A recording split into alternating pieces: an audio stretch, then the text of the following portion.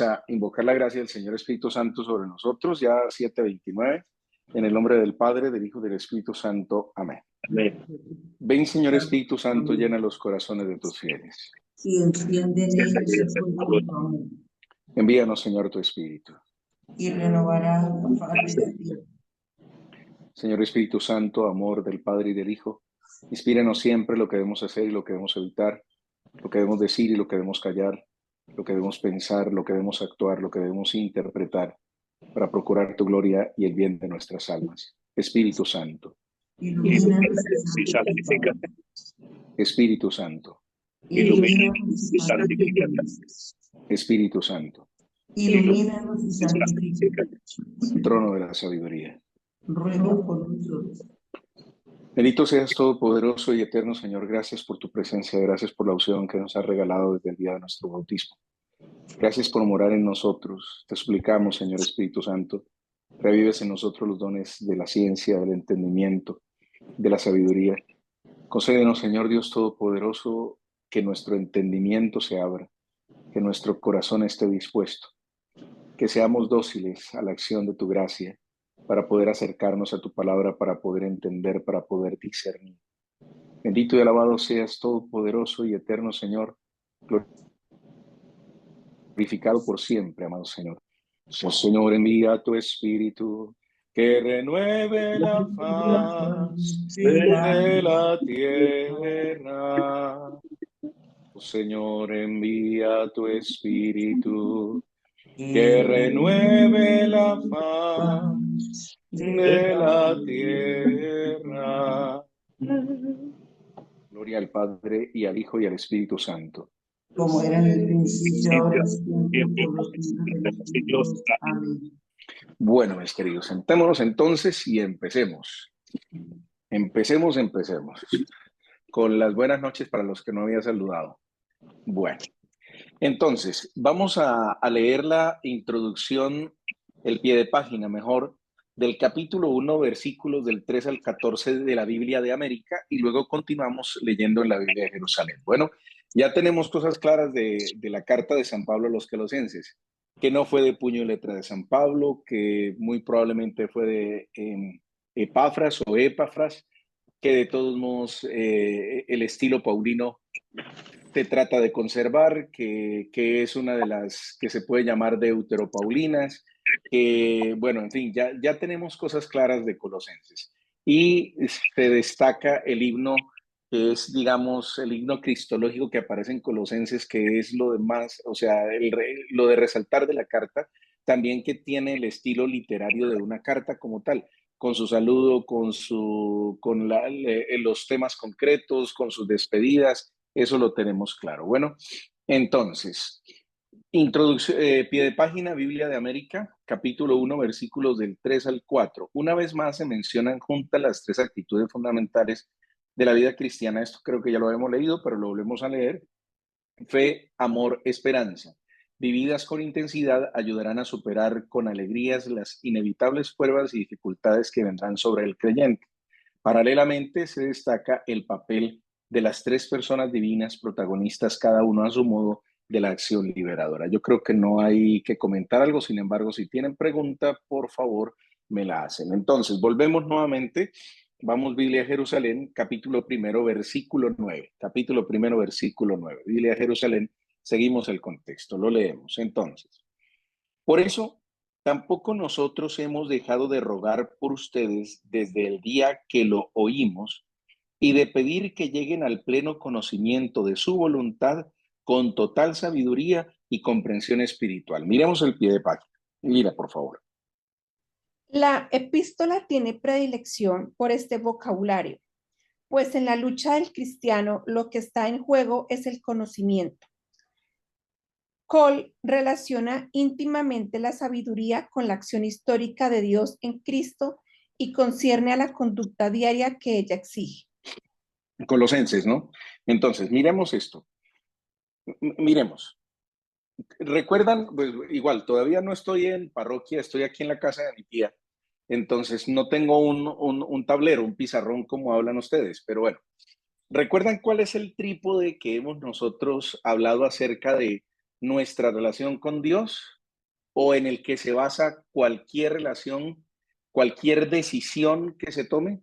¿Recuerdan cuál es el trípode? ¿Cuál es el trípode? Primero, Conocer. conocer, conocimiento. Segundo, Conocer. cuando yo conozco, el conocimiento me lleva ¿a qué? Amar. Amar. Al amar, ¿cierto? Conocimiento, amor, y finalmente, si yo conozco y amo, ¿qué pasa? Comprometer.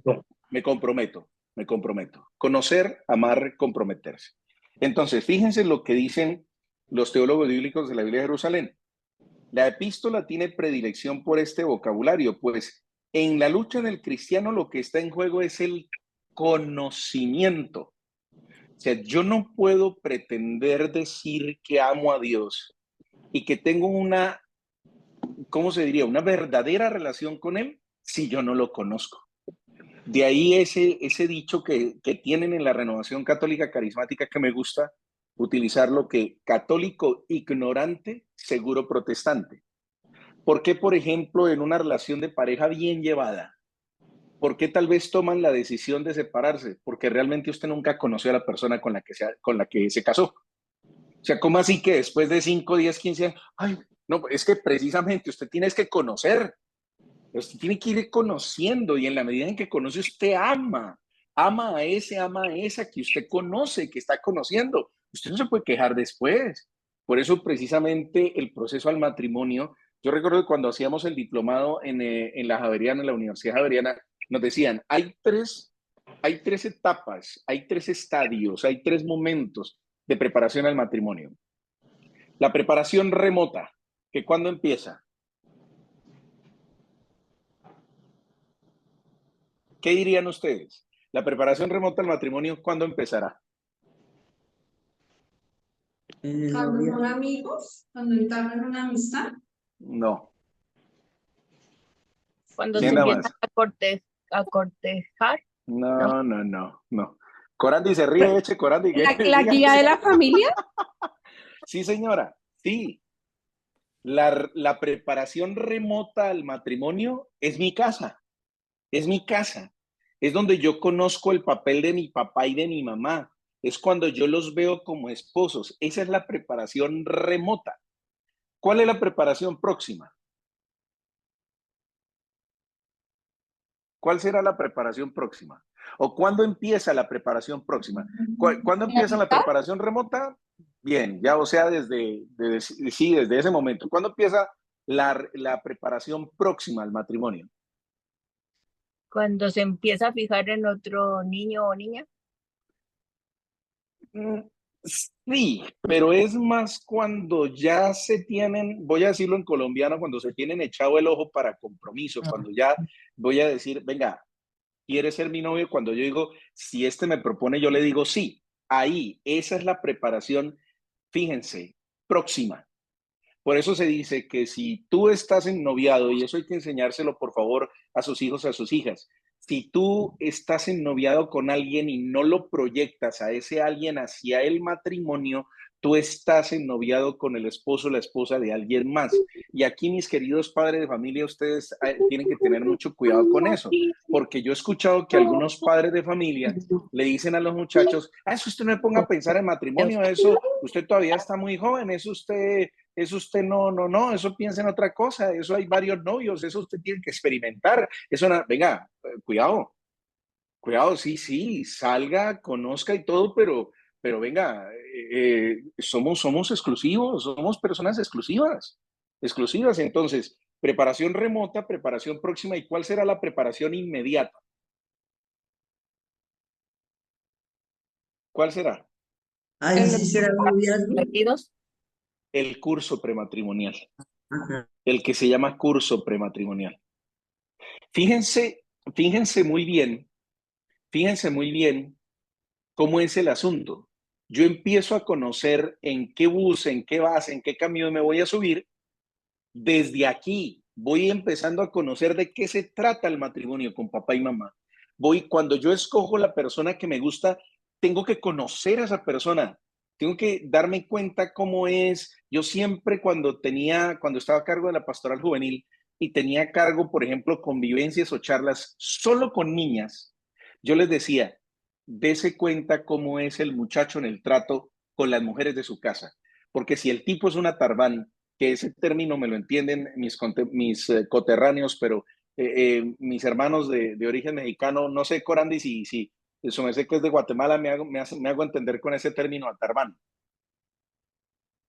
Una persona tarbán, voy a utilizar otro sinónimo, guache, tampoco lo entienden. Es una persona brusca, es una persona que no es delicada, es una persona que es indecente, es una persona que es grosera. Eso es una tarbán. Es una mezcla de todo eso junto. Es una mezcla de todo eso junto. Entonces, si el tipo es una tarbán con la mamá, con las hermanas, ese tipo que la va a andar respetando a usted, mija. O sea, hay que empezar a fijarse cómo es él con las mujeres de la casa. Pero si el tipo es un mellow, dicen ustedes, si es una melcocha, si es un más mellow con las mujeres de la casa, venga, ese va a ser un tierno conmigo. Ahora, escuché estos días, no sé la fuente, porque fue un video de estos que comparten por Instagram y me toca ir a la fuente. No supe si el muchacho que estaba hablando era psicólogo, no dijo la fuente, no supo, o sea, quedé así, porque puede que lo que digan sean opiniones, pero para que yo se lo pueda enseñar como algo claro, como algo serio, necesito la fuente. Pero lo que este muchacho decía era lo siguiente, que había un estudio, pero ustedes saben, un estudio, eso y nada es lo mismo, en donde dicen que la psique de la mujer, en la psique de la mujer, hay algo que las lleva a ser masoquistas. Y ustedes, eso sí es del algor popular. Nosotros entre varones hablamos y decimos, entre más maltraten a la mujer, más se pega a la persona que tiene. Entre más bueno sea el marido, entre más le dé gusto y todo, se aburre y quiere irse. Porque ustedes necesitan estar como reparando, ustedes necesitan estar como rescatando. Entonces, para ustedes sería como enfermizo eso de estar con una persona que las trate mal. Y mire que estos días yo veía un documental, está en Netflix, que se llama Los peores exnovios. Los peores exnovios. Y había una muchacha, una morena, que el tipo casi la mata el tipo. Y resulta que el tipo después fue y se le presentó que no, que ya había tenido un tratamiento psiquiátrico y que ya estaba bien y todo. Y esta bendita va y le cree y vuelve con el tipo. Es que eso es una cosa inverosímil, por Dios. Entonces uno junta todo eso y dice, uno pues hasta así, ¿no? Hasta así eso del masoquismo. Pero como les digo, necesito yo como profesional mirar cuál es la fuente. ¿Cuál es la fuente? Pero volvemos para no perdernos. El tema del conocimiento en la carta a los colosenses, el conocimiento de nuestro Señor, que entonces en la aplicación pastoral la llevamos al conocimiento en pareja. Yo tengo que conocer de qué se trata el matrimonio, tengo que conocer bien a la persona con la que me voy a comprometer, tengo que conocer sus más y sus menos. Con eso, cuando yo me comprometo con una persona, me comprometo con sus menos, no con las cosas bonitas, porque las cosas bonitas, hombre, yo cómo voy a comprometer con eso si eso es lo más de bueno. Si a mí me dicen, venga, vamos a ir a un restaurante a comer, bueno, yo no me preocupo, yo sé que allá en la carta está, pero si a mí me dicen, vamos a una misión donde muy probablemente solamente vamos a tener agua y de pronto frutos, ¿y dónde toca ir? ¿Y cuántos días toca estar? Y ahí sí me empiezo a preocupar, porque yo tengo que, cuando digo sí, yo tengo que saber a qué me voy a enfrentar, porque ya me advirtieron que es una misión en donde solamente es agua y los frutos de las plantas. Ave María, venga, ahí sí me toca prepararme. Por eso es necesario conocer a la otra persona. Lo mismo pasa con la fe. Si yo no conozco a mi Señor Jesucristo, yo me voy a ir detrás de cualquier doctrina. Entonces voy a retomar lo de la pregunta que me hacían del yoga, que averigüé y realmente no hay ningún documento oficial de la Iglesia que condene esta práctica, pero hay una advertencia de parte de su Santidad Benedicto XVI cuando era el prefecto de la Congregación de la Doctrina de la Fe, donde hace una carta diciendo que hay que tener cuidado con estas filosofías orientales. Pero en las reflexiones que yo leí, pues prácticamente fue la misma respuesta que yo les di. ¿Por qué un cristiano se pone a buscar eso? Es un cristiano que no conoce a su iglesia. Es un cristiano que no conoce su fe. Es un cristiano que no conoce a nuestro Señor Jesucristo. Por eso entonces se pone a buscar compensaciones. Está la oración. Medite, medite. Ay, los ejercicios, haga pilates, mija. Haga pilates. Ya, punto. ¿Cuál es el problema? ¿Para qué se pone a irse a buscar por algo que no le ha perdido a otro lado? Pasa lo mismo que la relación de pareja, es que es exactamente igual. O sea, si usted no conoce cómo era su marido, usted no va a poner, no conoce cómo era su mujer, usted no se va a poner a disculparse. Ay, no, es que yo necesitaba hablar con alguien porque mi marido no habla. A ver, ay, no, es que yo necesito eso. Esas compensaciones no valen al lugar, al lugar. Conocimiento que me lleva al amor y que me termina comprometiendo. Y tengo que conocer más para amar más y para comprometerme más. Colosenses. ¿Quién es nuestro Señor? Hay que conocer. Por eso, versículo 9, tampoco nosotros hemos dejado de rogar por ustedes desde el día que lo oímos y de pedir que lleguen al pleno conocimiento de su voluntad. Pero fíjense cómo es ese conocimiento. Con total sabiduría y comprensión espiritual. No es un conocimiento cualquiera. Es un conocimiento profundo. Es un conocimiento que viene de Dios. Es un conocimiento sabio, es un conocimiento espiritual, como lo que es todo lo que viene de Dios. Es de esa forma. Eso es una cosa hermosa. Entonces, acabamos el pie de página.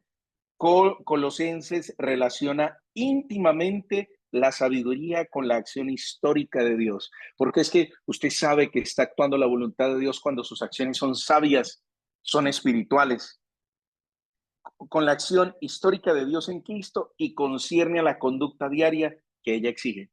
Fíjese, usted quiere saber si está actuando según la voluntad de Dios, pues fíjese usted cómo actúa. ¿Usted actúa sabiamente? ¿Usted actúa espiritualmente? ¿O usted actúa motivado por sus pasiones? Bueno, versículo 10. Versículo 10. Para que procedan de una manera digna del Señor. Mire que la explicitación. Para que procedan de una manera digna del Señor, agradándole en todo, fructificando en toda obra buena y creciendo en el conocimiento de Dios. Vuelve a aparecer, vuelve a aparecer. Porque eso es un feedback, eso es un feedback. El amor es dinámico, como la fe, como el evangelio, como nuestro Señor. Está en constante movimiento. El amor es dinámico, el conocimiento es dinámico. Yo conozco, yo amo, yo me comprometo y quiero seguir conociendo para seguir amando y para seguir comprometiéndome más. Eso es así, eso es así, eso es cíclico, eso es cíclico. Por eso la persona que no profundiza fácilmente lo arrastra cualquier viento de doctrina. Es así, mis queridos. Creo que yo les comentaba a ustedes una vez un señor, unas semanas antes de venirme, en una confesión me comentaba X cosa. Y yo le decía, ¿cuánto lleva usted? Le decía, no, le pregunté primero, ¿cuál es la comida favorita de su mujer? Y se quedó en silencio. Le dije, ¿cuánto lleva usted de casado? Me dijo que como 40 años. Le dije, ¿y a usted no le da pena que su sacerdote le pregunte, después de 40 años de casados, cuál es la comida que le gusta a su esposa y usted no sea capaz de responder? Simplemente me acostumbré. Lo que se acostumbran los varones. Ahí está, yo pongo la plata, yo traigo, ella tiene que responder. No, conocer. Oiga, padre, ¿qué dice el Eleuterio que somos bien golosas? ¿Cómo van a saber cuál es nuestra comida favorita? Así sean 4, Corandi, así sean 4 platos, pero tienen que saber cuáles son. Tienen que saber cuáles son. Tienen que saber, por ejemplo, eso, que el Eleuterio cuando le pregunta, diga, padre, mi mujer es golosa, a ella le gustan tales frutas, le gustan tales postres, no de La Paz, sino comiendo arroz de tal forma y le gustan los tacos de tal forma. Punto. Eso hace parte del conocimiento. Y entre más años uno lleve con una persona, más tiene que conocerla. Más tiene que conocerla. Lo mismo pasa con la iglesia. ¿Cómo es posible, mis queridos? A mí me aterra eso. ¿Cómo es posible que hay gente que venga, hola, ¿y cómo es que se llama el párroco? ¿Y cuánto es que lleva el párroco acá? ¿Y cuál es el obispo? ¿Y cómo es que se llama? ¿Y la parroquia? Ay, es que yo no sé, la parroquia aquí, a la parroquia donde vamos a misa, ¿cuál es? Virgen Santísima, cojan juicio. Más sí, o sea, Usted tiene que saber cuál es su parroquia, cómo llama su párroco, quién es su obispo, quién es el encargado, el coordinador. Usted tiene que conocerlo. Usted tiene que saber quién es su iglesia. Oiga, dele pena. No voy tan lejos porque pues igual eso me compete a mí como sacerdote, conocer el número telefónico, la dirección y demás, pero por lo menos usted debería tener también en sus contactos un teléfono que diga oficina parroquial o despacho parroquial, por si acaso alguien se acerca, ay, venga, usted que va a la iglesia, yo puedo hablar con, sí, mire, llámelo a este número telefónico, llámelo de tal hora a tal hora, ahí en la oficina le responden, pero, ay, yo no sé, mire, yo sí vengo a misa aquí, pero yo no sé. Es exactamente lo mismo, exactamente lo mismo. ¿Cuál es el color favorito de su marido? Usted tiene que saber cuál es el color favorito de su marido. 10, 20, 30, 40 años y no. Y si no lo sabe, empiece a averiguar, mi hija, empiece a preguntar porque entonces, ¿para qué se dedica? O sea, ¿cuál es el objetivo? Tiene que haber conocimiento, mis queridos. Para que haya amor, tiene que haber conocimiento, porque sin conocimiento no hay amor y mucho menos compromiso. Por eso todo me fastidia de la otra persona. Por eso voy a misa y todo me fastidia. El que lee, el que preside, el que canta. Me fastidia todo. Hay que tener cuidado con ese tema. Bueno, volvemos, versículo 11. Le pedimos también que los fortalezca plenamente con su glorioso poder para que sean constantes y pacientes en todo y den con alegría. Miren, esto es hermoso, mis queridos. Miren lo que dice. Miren. Le pedimos también que los fortalezca plenamente con su glorioso poder. Recuerden que solamente las obras buenas que vienen del cristiano proceden por gracia de Dios. Eso no somos nosotros. Si usted es fiel, si usted es amoroso, si usted es bueno, todo eso viene de Dios. Absolutamente todo eso viene de Dios.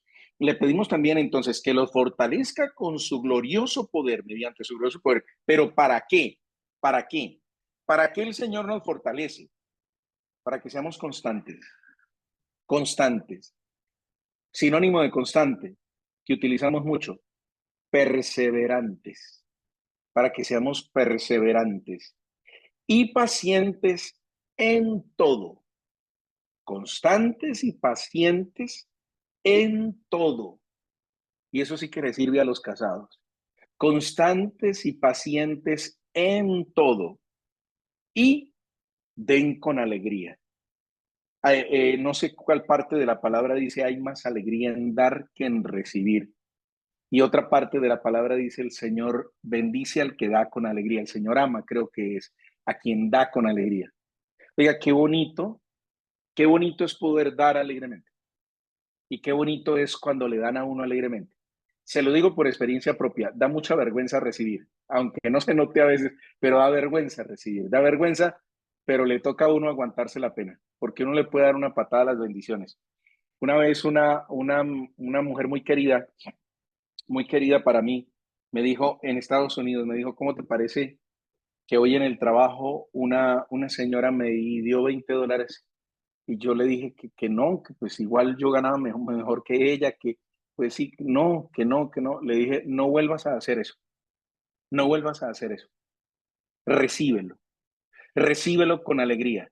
Me lo enseñó un santo varón, que los que vengan a Colombia a visitarme de ustedes, y ya mi familia lo conoce, Monseñor Daniel Caro Borda. Ese señor es santo. Ustedes dense, cuando lo conozcan, y mi familia que lo conoce, dense denle gracias a Dios y dense por bien servidos que conocieron un santo en vida. Así no lo canonicen, así nadie pague la causa de canonización, dense por bien servidos de que conocieron un santo en vida. Monseñor Daniel nos decía, la pobreza y la riqueza consisten en esto, en tener la mano abierta, tanto para dar como para recibir.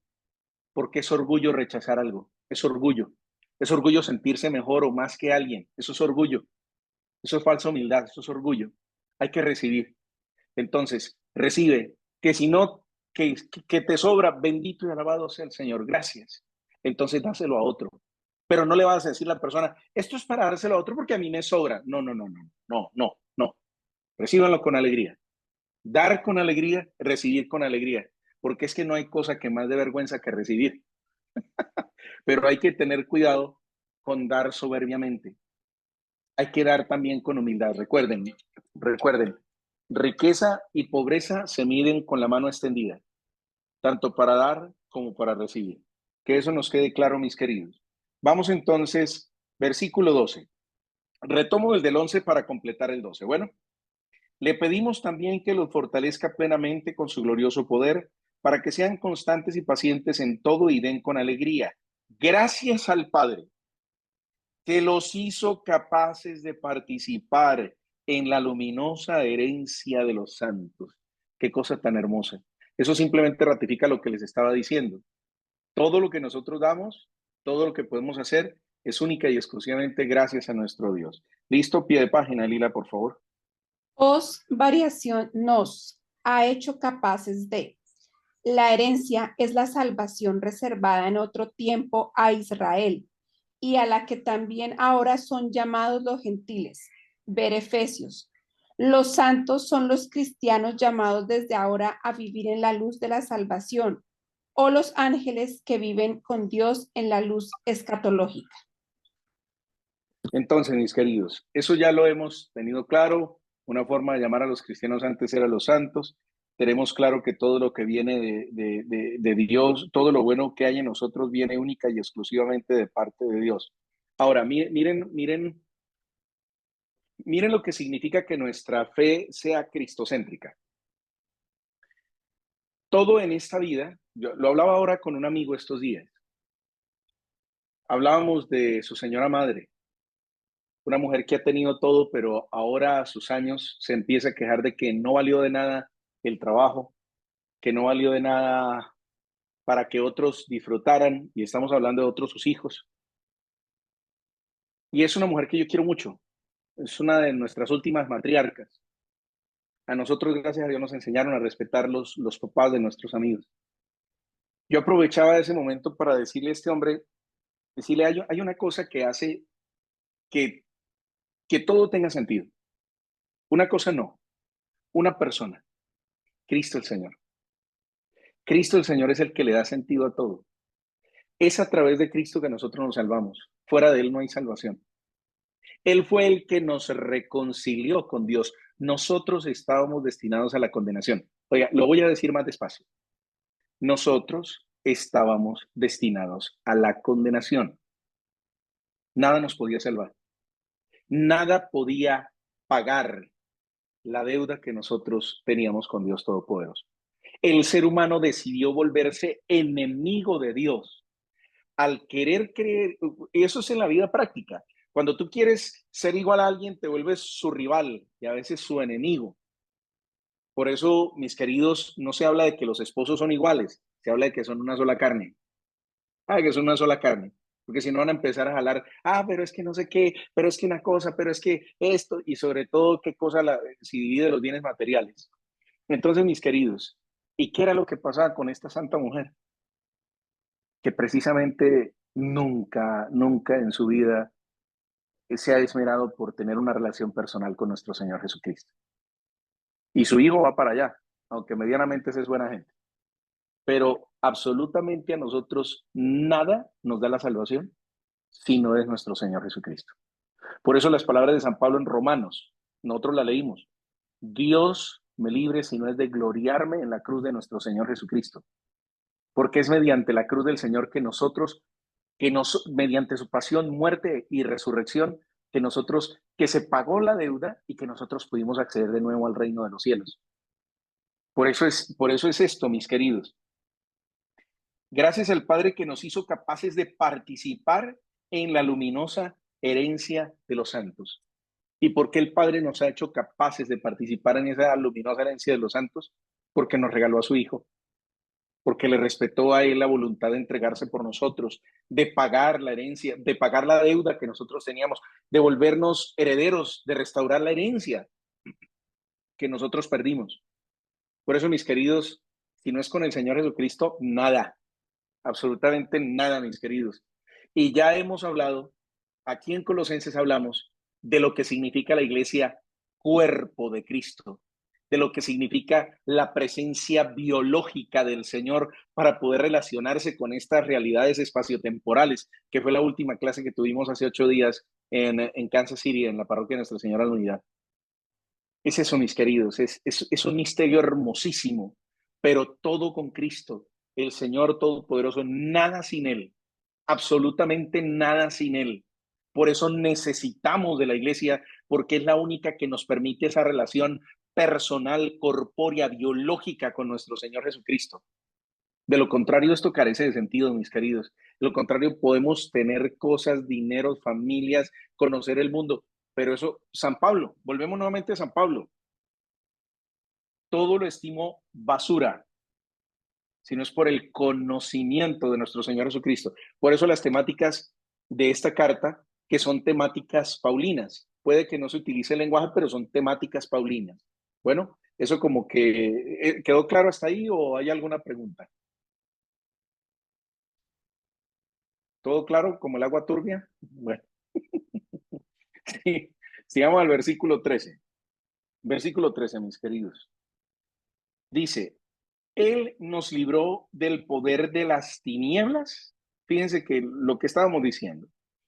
Él nos libró del poder de las tinieblas y nos trasladó al reino de su Hijo querido. Completemos el 14 y nos devolvemos. Por quien recibimos la redención, el perdón de los pecados. Ahí lo único que hice fue adelantarme a lo que iba a decir el autor de la carta. Miremos los dos pies de página, Lila, por favor. La fórmula recuerda la expresión hijo amado de los relatos del bautismo de Jesús, y el título de Efesios, como en Romanos, designa al que la resurrección entroniza como hijo único. Los versículos 12 al 14 tienen un paralelo notable en Hechos 26-18. Los dos pasajes tienen en común el poder de las tinieblas, el traslado de un reino a otro, la herencia, el perdón de los pecados y la entrada en la comunidad de los santos. Y el 14, Sí, por favor. adicional, Vulgata por su sangre. Así lo conservan en la liturgia de las horas cuando nosotros lo leemos. Él nos libró del poder de las tinieblas y nos trasladó al reino de su Hijo querido, por quien recibimos la redención, por su sangre recibimos la redención, el perdón de los pecados. Sí, mis queridos. Bueno, ¿alguna pregunta? Yo creo que ya lo habíamos explicitado con el comentario que había hecho antes. No sé si hay alguna pregunta. Y viene entonces, mis queridos, la parte. En la Biblia América la llaman el misterio de Cristo. Vamos a hacer la lectura de la Biblia, de los piedepáginas generales de la Biblia de América. En la Biblia de Jerusalén encontramos parte dogmática. Eso ya nos encausa un poco más. Parte dogmática, y el primer título es el primado de Cristo. Tiene como más, digamos, más poder esos dos títulos, la parte dogmática del primado de Cristo. Mientras que pues el misterio de Cristo sí nos introduce Cristo creador y salvador. Vamos entonces a los piedepáginas de la Biblia de América. Vamos a leer estos dos primeros. Y nos quedamos ahí, que son bastante largos, mis queridos, nos quedamos ahí.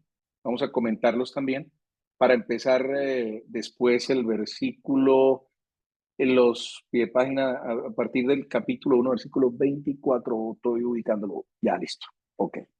Bueno, mis queridos, entonces, vamos con la Biblia de América, pie de página de toda esta parte. Perdóname, perdóname, es que me toca ubicar las gafas porque regresar a mi país hizo que se me descuadrara totalmente la fórmula. Me toca ir al optómetro. Esta primera sección de la carta contiene una enseñanza más bien teórica. Consta de dos momentos. En el primero subraya la supremacía de Cristo. En el segundo se rechazan los errores difundidos en Colosas. Saben, recordemos que uno de los objetivos de la carta es contestar a todas estas nuevas doctrinas que se quieren instaurar, que son doctrinas heréticas. Vamos ahora al comentario de los versículos como tal, del versículo 15 al 20. Dice así: este pasaje es, algunos autores incluyen también Colosenses 1, 13, 14, un magnífico himno cristológico en el que suelen distinguirse dos estrofas paralelas. En la primera se describe a Cristo como mediador de la creación, en la segunda como mediador de la nueva creación, es decir, de la redención. Parece que el himno no ha sido compuesto por el autor de la carta, sino que éste ha utilizado un texto procedente, tal vez, de la liturgia bautismal, introduciendo en él algunos retoques personales, tales como las palabras que es la iglesia, tales como las palabras que es la iglesia en Colosenses y la frase por medio de su sangre derramada en la cruz de Colosenses 1:20.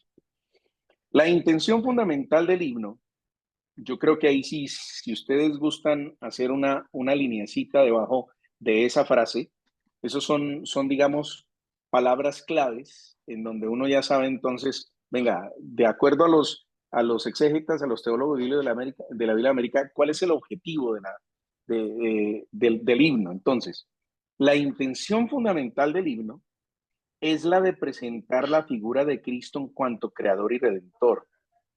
La redención es posible y es verdadera porque el creador y el redentor son uno mismo, a saber, Jesucristo, que constituye el centro teológico y literario del himno. Al respecto se subraya su preexistencia, su misteriosa pero real participación en la primera creación, su triunfo sobre la muerte, su papel en la reconciliación del universo. Yo creo que eso, ustedes me interrumpen y me preguntan, padre, esto no me queda claro. Yo estoy así seguidito porque creo para mí resulta claro en cuanto a lo que hemos expresado, pero siéntanse en la libertad de decir, venga, padre, no me queda claro, explíqueme por qué esto, explíqueme por qué esto. O si prefieren, entonces esperamos a la lectura y a los piedepáginas de la Biblia de Jerusalén y vamos profundizando. Y aquí tenemos como el panorama global. Usted lo decide, pero por favor no lo vaya a dejar pasar. No se quede con la duda, por favor. El vocablo primogénito ya en el Antiguo Testamento indica sobre todo rango y primacía, más bien que orden cronológico. Lo mismo sucede aquí. Con la frase, tuvo a bien hacer habitar en él toda plenitud, el autor quiere subrayar que la fuerza divina se nos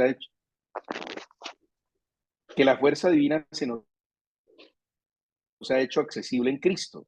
De él podemos y debemos esperar todos los bienes de la salvación sin necesidad de acudir a ningún extraño intermediario.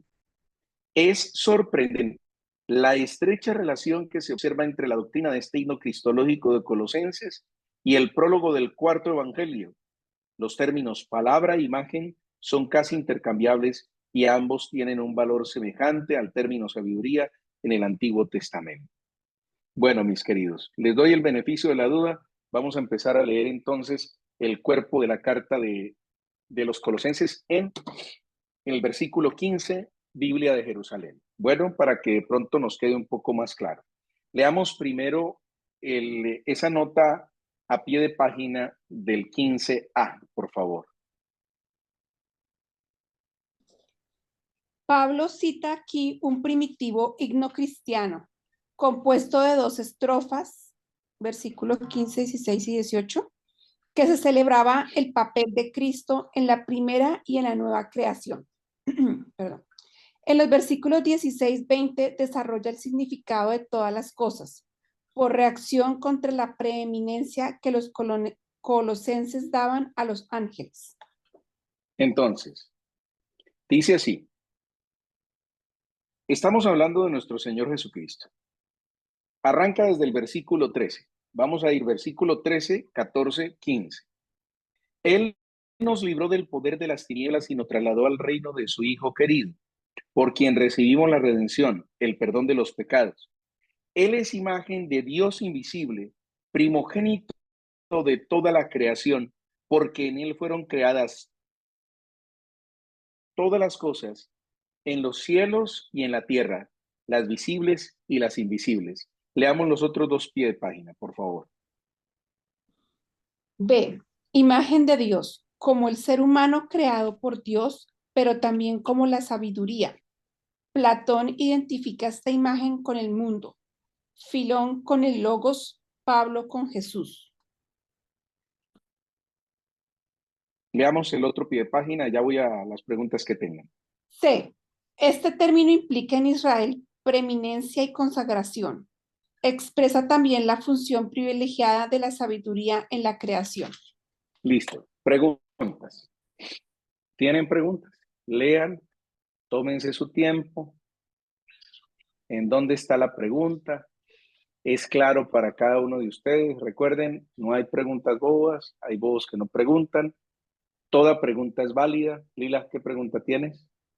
En el 15a dice versículos 15, 16a, y versículo 18b, c. ¿Cómo leo esa escritura?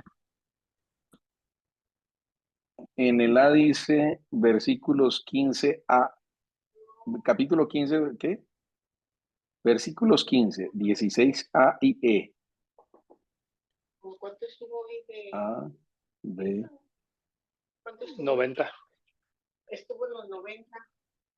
Tiene, a ver, los versículos cuando los dividen así los teólogos de la Biblia de Jerusalén, los separan por ideas. Entonces estoy tratando de establecer cuál es la A, cuál es la B y cuál es la C. A, porque en él fueron creadas todas las cosas. B, en los cielos y en la tierra, las visibles y las invisibles. C, tronos, dominaciones, principados, potestades. D, todo fue creado por él y para él. Esa es la división del versículo 16. Ahí está el A, B, C, D. A, B, C, D, perdón. Entonces sí, más o menos quedó. Ok. ¿Sí, sí se entendió para todos? ¿Sí se entendió para todos?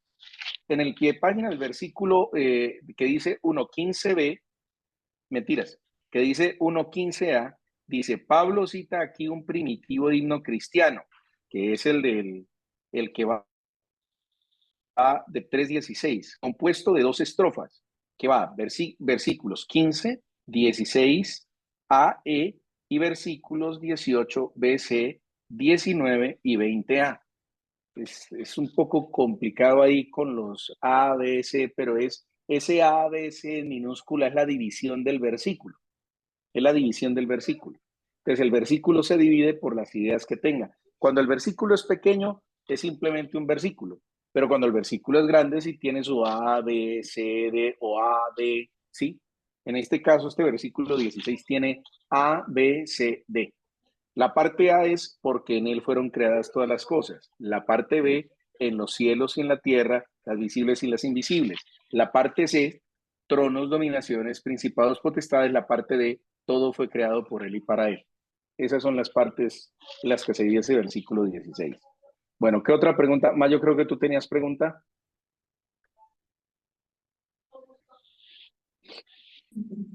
Es que cuando me diste las notas de la Biblia de América decía, veas en nota en Efesios 4:1-13, cuando dice en la nota, al respecto se subraya la preexistencia, su misteriosa pero real participación en la primera creación, su triunfo sobre la muerte, el papel de la reconciliación del universo.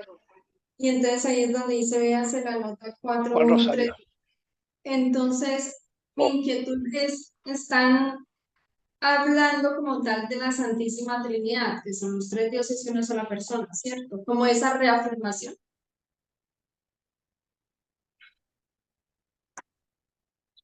¿Tú leíste de dónde, Maya? De la Biblia de América, cuando leíste la nota de, Sí. la segunda nota que dice capítulo 1 del 15 al 20. Sí. ¿En qué parte? En la parte de casi final donde dice, veas en nota Efesios 4:1-13. Listo, voy a leer. La intención fundamental del himno es la de presentar la figura de Cristo en cuanto creador y redentor. La redención es posible y verdadera porque el creador y el redentor son uno mismo, a saber, Jesucristo, que constituye el centro teológico y literario del himno. Al respecto se subraya su preexistencia, su misteriosa pero real participación en la primera creación, su triunfo sobre la muerte, su papel en la reconciliación del universo. ¿Leíste la nota de Efesios 4:1-13? Alcancé a leer una parte. Porque es que no, es que lo que hace la nota de Efesios 4:1-13 es profundizar, pero para no irnos de Colosenses, para no irnos del todo de Colosenses, lo que está hablando es, digámoslo así, es que ¿qué palabra utilizo? Para que sea clara, pero no sea, digamos, comillas, herética. Está hablando de comillas, de cualidades de nuestro Señor Jesucristo. Preexistencia. ¿Qué quiere decir preexistencia?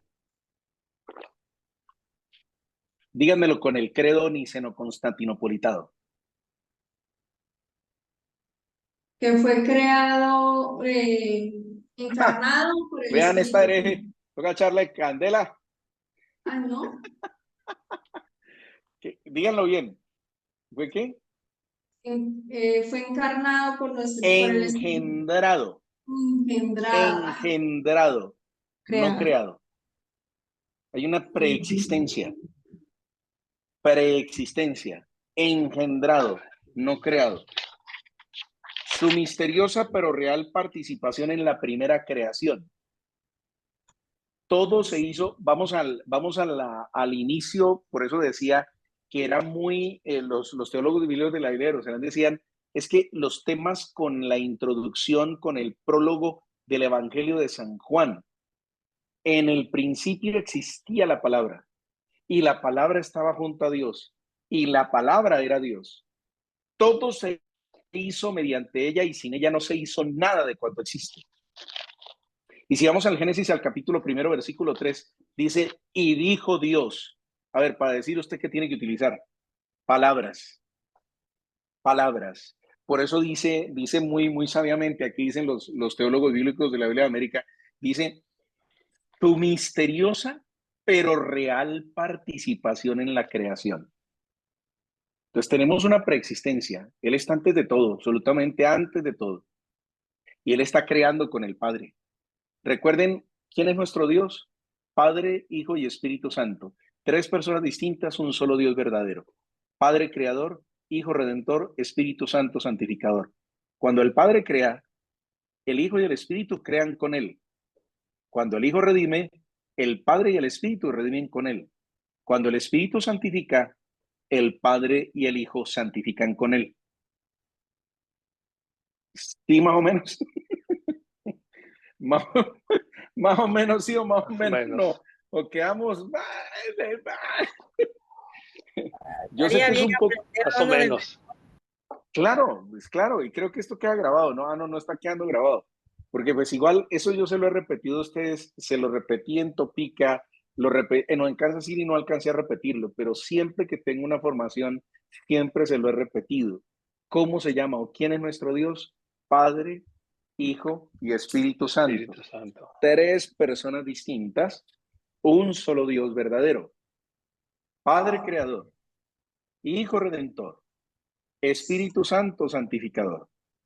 Cuando el Padre crea, el Hijo y el Espíritu crean con Él. Cuando el Hijo redime, el Padre y el Espíritu redimen con Él. Cuando el Espíritu santifica, el Padre y el Hijo santifican con Él. Es una misma acción. Es un solo Dios que podemos distinguir en el Tratado de Misterio de Dios, que es el tratado en el que nos aproximamos al, comillas, estudio de la Santísima Trinidad, comillas, porque eso es un atrevimiento decirlo así. Se habla de relaciones y apropiaciones y de misiones. Eso es una cosa densa. Recordemos que el conocimiento en cuanto a Dios no es absoluto. El conocimiento de Dios es absoluto, pero nuestro conocimiento hacia Él nunca va a ser absoluto. Nunca. Siempre vamos a llegar a un punto donde no podemos pasar, porque recuerden que si nosotros llegáramos a conocer plenamente a Dios, ni siquiera entender plenamente a Dios, conocerlo plenamente, no seríamos ni siquiera semejantes a Él. Él sería inferior a nosotros. Y eso es total, completa, absoluta, radical y eternamente imposible. Imposible. Eso estaba fuera de discusión. Bueno, como para que lo tengamos en cuenta. Ahí vamos arañando de a poquitos. Entonces, preexistencia. Dice, su misteriosa pero real participación en la creación. ¿Cómo? Como la palabra de Dios. Como la palabra de Dios. La segunda persona de la Santísima Trinidad. Dios Hijo es el Verbo encarnado, es la palabra de Dios hecho hombre. Y dice, su triunfo sobre la muerte, perdón, su triunfo sobre la muerte, eso está por demás decirlo. ¿Cuántas resurrecciones han habido? Una. Una. Él es el único, Él es el primero en todo. Él es el primogénito de entre los muertos, Él es. Entonces nuestro Señor está vivo resucitado, sentado a la derecha del trono de la majestad. Él es su triunfo sobre la muerte, su papel en la reconciliación del universo. Eso está en Efesios, ese papel sobre la reconciliación del universo. Pero palabras más, palabras menos, es lo que les he dicho de que nosotros necesitamos que alguien asumiera la deuda y la pagara por nosotros, porque de lo contrario hubiéramos seguido siendo enemigos de Dios. Más o menos así sí quedó un poco más claro. ¿Sí? Bueno, ok. ¿Qué otra pregunta tienen? Porque al decir que esta epístola, por eso dice parte dogmática, estamos aquí en pura teología dogmática, mis queridos. Pura teología dogmática, eso sí, eso es un poco denso. Recuerden una cosa con el dogma. Nos podemos acercar hasta cierto punto, pero no vamos a poder entender todo. Vamos a quedar con muchas dudas. Recuerden lo que el padre Álvaro me dijo, que me arrepiento toda la vida me arrepiento de no haber apuntado la pregunta con la que lo dejé en esa es una pregunta que tienes que hacerle al Señor. Yo ya tengo varias. Y me encimó la risa y punto. Y yo, apenas nos miramos todos graves. ¿Sí? Lástima que no apunté ese, porque ese señor era tan sabio. Lila, ¿cuál es tu pregunta? En el 1.15a dice que celebraba el papel de Cristo en la primera y en la nueva creación. ¿A qué hace referencia con la nueva creación? La redención. Esto que estamos disfrutando nosotros es la nueva creación. Todo en Él se renovó, todo en Él se hizo nuevo. Nosotros ya estamos siendo juzgados por una ley nueva, por eso el Nuevo Testamento. Nosotros somos una nueva creación en Cristo el Señor. Cada vez que somos bautizados, que un niño se bautiza, es una nueva criatura. Por eso, si una persona, yo le decía folclóricamente, no me acuerdo si era el padre Daniel, el párroco de Nuestra Señora de Guadalupe, o no me acuerdo a quién le decía, si uno de los feligreses, la vigilia pascual de este año se bautizaron unas personas grandes. Y yo o creo que fue a un seminarista, bueno, no me acuerdo a quién le dije, estaba al lado mío, le dije, estos hicieron trampa. Estos hicieron trampa. Pues claro, porque, pues imagínense, se bautizaron grandes, o sea, se habían podido salir y darle un infarto derecho para el cielo, porque en Cristo somos nuevas criaturas, nuevas criaturas. Hay una nueva creación en Cristo el Señor, se incorporan dentro de Él. Entonces, imagínense. Claro que también toda la gracia que perdieron a lo largo de todos los años, mejor ustedes bautizan a los niños pequeñitos. 40 días, por favor, y mándenlos bautizar. No se tiene que esperar más. No me pongan a jugar a la lotería, háganme el favor. 40 días, bautícenlos. Hagan los hijos de Dios, háganme el favor. No sé si quedó claro la respuesta, Lila. Ok, Mayo, otra pregunta. Sí, Natalia, padre. Otra pregunta tengo con referente. Es que no recuerdo bien cuál es el santo o que el padre que como que aconseja de cómo se le debe hablar a, a Dios, porque tenemos Dios Padre Creador, que es el creador del universo. A Dios Jesús Redentor, que fue el que nos redimió y nos salvó. Y al Espíritu Santo Santificador. ¿Tengo que hablarle a cada uno por separado, depende de la situación? No, no, mis queridos, miren, nosotros no podemos rebajar a nuestro Señor a nuestras limitadas concepciones y parámetros. Ok. Nosotros no. Dios es absoluto. Lo que les acabo de decir, Dios es absoluto. El conocimiento de Dios es absoluto. Nosotros somos limitados. Nosotros no podemos encerrar a Dios dentro de nuestras categorías. O sea, por eso uno tiene que tener mucho cuidado con las expresiones más bien que uno usa cuando es que esto no tiene perdón de Dios. Venga, espere, mijito, espere. Yo les hice una pregunta en Nuestra Señora de la Unidad una vez y yo me aterré porque eso fue una misa dominical y creo que fue el día que celebré la misa de 8, la misa de 1 y la misa de 4. Uno de los únicos domingos que me tocó celebrar las 3 misas. Y en las 3 les pregunté, ¿ustedes creen que hay pecados que no tienen perdón, que no se puedan perdonar? Y ustedes me creen que más de la mitad del templo levantó la mano diciendo que efectivamente habían pecados que no me podían perdonar.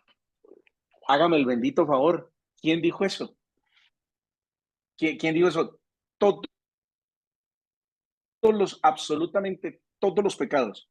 Si usted pide perdón, se le perdona. El pecado contra el Espíritu Santo de Lucas 12:10, que no tiene perdón, es el que concierne a su soberbia. Es cuando usted dice, ¿yo por qué voy a pedir perdón? Ah, pues ¿cómo se le va a perdonar eso? ¿Cómo? Si usted no quiere que se le perdone. Entonces, no, esas limitadas concepciones de que entonces, venga, no, mi Señor Espíritu Santo, mi Señor Todopoderoso, yo cuando le oro a mi Señor Espíritu Santo, le estoy, ¿qué acabamos de decir? Cuando el Espíritu santifica, el Hijo y el Padre santifican con él. Cuando el Hijo redime, el Espíritu y el Padre redimen con él. Y cuando el Padre crea, el Hijo y el Espíritu crean con él. Son uno solo, su acción es una sola. Y a mí me lleva la gracia de Dios a dirigirme a mi Señor Espíritu Santo bien. Si la acción de mi Señor me lleva a dirigirme al amor misericordioso de nuestro Señor y su preciosa sangre, pues está bien. Pero no significa, es que pues, tenemos que tener cuidado de no caer como en las fórmulas, ¿sí? ¿Se acuerda, Cecilia? Voy a ver, creo que mañana me voy a encontrar con el otro medio purgatorio. Le voy a decir que empiece a venir para que usted la conozca, para que usted conozca al otro medio purgatorio que es la Ángela María Forero. Vamos a ver si empieza a participar la clave para que conozcan el otro medio purgatorio del padre Rómulo.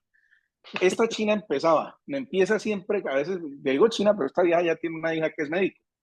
Esta China empieza a escribirme, ay, mira, Rómulo, es que no sé qué, es que es este, y ¿cuál fórmula? Y es que no sé, oiga, nosotros no podemos ser leguleyos, nosotros no podemos bajar a nuestro Señor y encerrarlo dentro de nuestras limitadas concepciones. Que mi Señor, que se... No, entonces no, yo no escucho. No escucho porque eso era para el Espíritu Santo, no escucho. Imagínense al Padre, al Hijo diciendo no escucho. No, la oración quedó mal, no escucho. No, por Dios, eso no tiene cabida, ¿cierto? Eso no tiene cabida. Pregunta válida, es una pregunta muy válida, ¿por qué? Porque a mí me consta que hay personas así. Me consta que hay gente que, mejor dicho, recomienda a usted, dice, es que haga esta oración, pero tiene que hacerla de esta forma, porque si no la hace de esta forma, no resulta, como si esto fuera, que por Dios, una fórmula de una poción mágica o algo así. No sé si me hago entender, ¿sí? ¿Sí quedó respondida la pregunta? No. Precisamente hay que abandonarse en la oración. Mire, les voy a contar un testimonio. El papá de la hija espiritual, la que yo más quiero, estábamos hablando una vez de lo de las regresiones y yo creo que con eso finalizamos, pero permítanme, yo marco dónde quedamos para poder entonces continuar en la próxima clase. Quedamos en la primera parte Vamos a retomar desde el versículo 16 para quedar claros. A retomar del versículo 16. Sí, porque tiene el versículo 16, tiene en su segunda parte varias cosas. Bueno, listo. Entonces, estamos hablando en un momento de las regresiones. Bueno, voy a terminar la pregunta, lo que les voy a contar y ya les escucho la pregunta a Corandi y a Eleuterio. Estamos hablando de las regresiones. Permítanme, tomo un vasito de agua. Las regresiones. ¿Que en dónde quedaban las regresiones? Porque ¿me hago entender de las regresiones?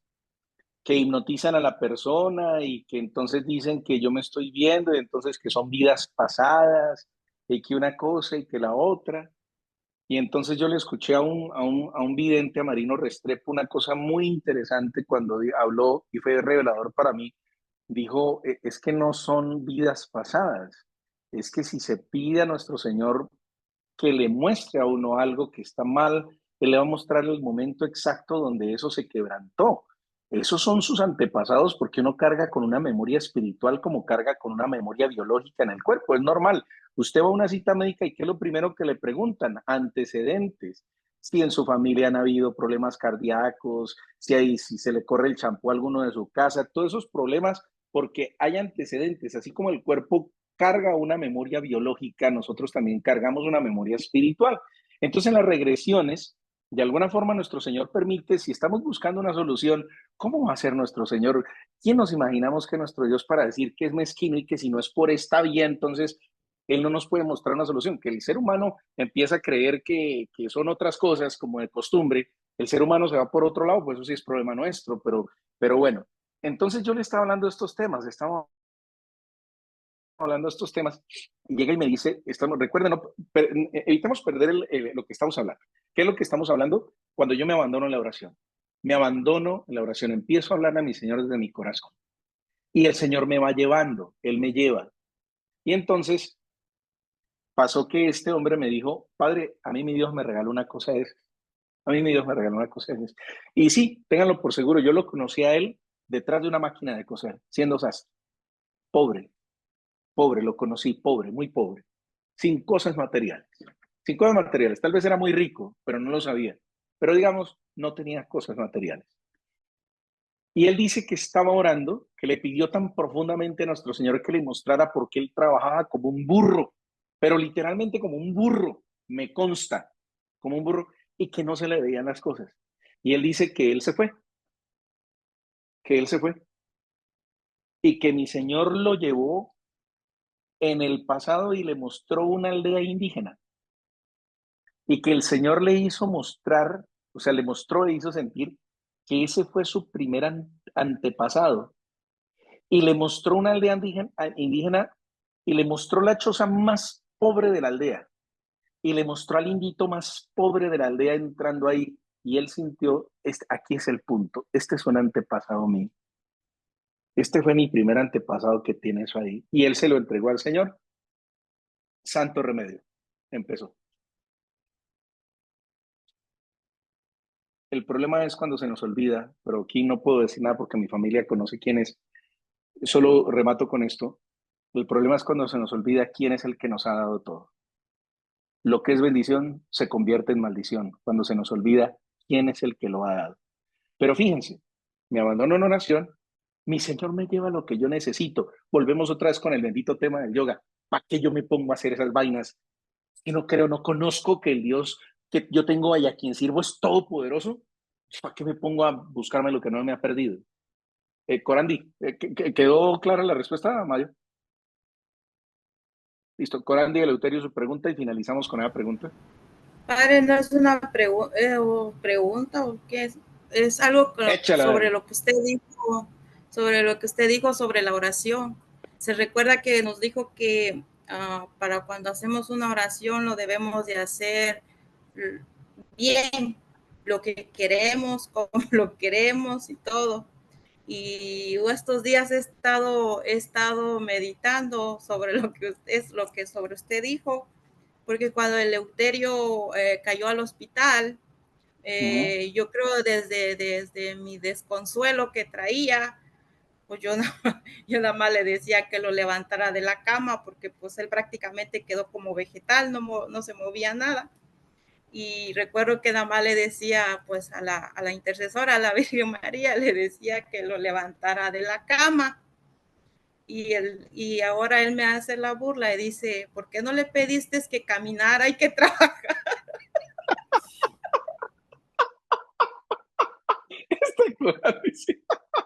Pero bien, ese sentido del humor del Eleuterio, bien, bien, bien. Pero miren que ustedes me hacen acordar de un caso. Les voy a contar esto. Esta hija espiritual de la que hablamos vive en un pueblo con sus hermanos, con dos de sus hermanos menores.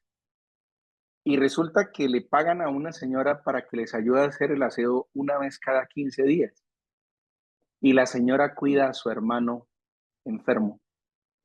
Él tuvo un accidente de motocicleta. Y ella dice, que mi señor me perdone porque son palabras de la nena que le escuchó a la señora, que a veces se arrepienten de haberle dicho al Señor que lo dejara vivir. Porque pasó algo, Eleuterio, su merced bendito, alabado sea el Señor, su merced es un milagro andante de nuestro Señor. A este señor, a este muchacho, las hermanas, sobre todo ella, le tiene que dedicar casi todo el tiempo y le tiene que hacer todo, llevarlo al baño, cambiarlo, bañarlo y todo. Y ella sabe que la nena es una mujer espiritual, asumo eso porque pues igual se lo dijo, y que a veces se arrepiente de haberle pedido al Señor que, que, que lo devolviera. Y ella dice eso, yo debía haberle pedido que lo devolviera, pero bien, que lo devolviera, pero bien. Sí, mis queridos, nosotros no podemos, la única recomendación que yo les hago como ser humano y como sacerdote. ¿Por qué? Porque creo que mi Señor Espíritu Santo me lo hace entender. Me lo hace entender. Si usted dice, yo no sé, por ejemplo, esta llamada dice eso, yo no sé qué es lo que me conviene, por eso digo, Señor, hágase tu voluntad. Pero yo tengo en mi vida la experiencia de que cuando uno pide eso, hay que decir, Señor, pero dame la fortaleza para aceptarla y el discernimiento para entenderla, porque yo puedo entender mal la voluntad de Dios. Entonces, si usted va a hacer eso, muy respetable, pero en ninguna parte de la Sagrada Escritura, alguno me puede citar el Padre Nuestro. Alguno me puede citar el Padre Nuestro. Hágase tu voluntad en la tierra como ese. Sí, pero después, si ustedes miran, el Padre Nuestro es una colección de 7 peticiones. Peticiones. Usted pídele al Señor. Nuestro Señor siempre, ¿qué quieres que haga por ti? Señor, si tú quieres, puedes limpiarme. Quiero, queda limpio. Usted quiere levantarse de esa camilla, pero es que nadie me empuja. No, usted cuéntele al Señor lo que quiere. Cuéntele. No quiere decir que lo va a hacer como un mago para que le dé gusto, no. Es una relación personal. A veces uno va a pedirle un favor a un amigo y va a darle más razones de las que el amigo necesita y dice, no me diga más, tome. ¿Cuánto era que necesitaba? Fresco, no me diga más, tome. Ah, bueno, bendito Dios. Pero a veces uno tiene que explicar un poco más porque el amigo no la ve como clara. La relación padres e hijos. Si usted le da a sus hijos las cosas sin que sus hijos le den una razón, usted está mal. Déjeme decirle, usted está mal. Ay, papá, yo quiero que me compre una bicicleta. ¿Por qué quieres una bicicleta? ¿Para qué la quieres? Ay, que yo quiero que me... ¿Por qué lo quieres? ¿Para qué lo quieres? No es que es muy obvio. No. A ver, al Señor le pusieron un ciego de nacimiento enfrente de él. ¿Por qué lo mandó llamar? ¿No era obvio? ¿No podemos reconocer nosotros un ciego de nacimiento? ¿Cuánto más nuestro Señor Jesucristo? ¿Y qué pregunta le hace el Señor? ¿Qué quieres que haga por ti? Es que eso es así, mis queridos. Angelita, ¿qué quieres que haga por ti? Hay que decirle al Señor. Miren la hijadita. Hay que decirle a nuestro Señor, díganle, atrévanse a decirle, mires esto, por esto y por lo otro. Eso no es garantía, sino de que usted tiene confianza con el Señor, de que usted está viviendo una relación personal con Él, que usted se está abandonando en sus manos y también está diciendo, Señor, ¿acaso no fue la oración de nuestro Señor en el huerto de los olivos? Si tú quieres, aparta de mí este cáliz de amargura, pero que no se haga lo que yo quiero, sino lo que tú quieres. ¿Qué tal si hacemos eso? ¿Qué tal si en nuestra oración le decimos todo lo que queremos y decimos, Señor, pero pues es lo que yo quiero y tú sabes que es lo que me conviene? Pero ¿por qué tenemos que poner a adivinar a nuestro Señor? Como el Euterio molesta con Andy, pues usted me pidió que lo levantara, pero no me pidió nada más. Sí, entonces es bueno también eso porque Dios es papá y es tremendamente respetuoso de la libertad del ser humano. Bueno, yo creo que por ahí vamos. Dios te salve María, llena eres de gracia, el Señor es contigo. Bendita eres entre todas las mujeres y bendito es el fruto de tu vientre, Jesús. Santa María, Madre de Dios, ruega por nosotros pecadores, ahora y en la hora de nuestra muerte. Amén. Nuestra Señora de Guadalupe, ruega por nosotros. Nuestra Señora de Lourdes, ruega por nosotros. Nuestra Señora del Carmen, ruega por nosotros. Ángel de mi guarda, mi dulce compañía. No me desampares ni de noche ni de día. Hasta que me pongas en paz y alegría con todos los santos, Jesús, José y María. Si me desamparas, ¿qué sería de mí? Ángel de mi guarda, ruega a Dios por mí. Gloria al Padre y al Hijo y al Espíritu Santo. Como era en el principio, ahora y siempre, por los siglos de los siglos. Amén. La bendición de Dios Todopoderoso, Padre, Hijo y Espíritu Santo, descienda sobre ustedes. Amén.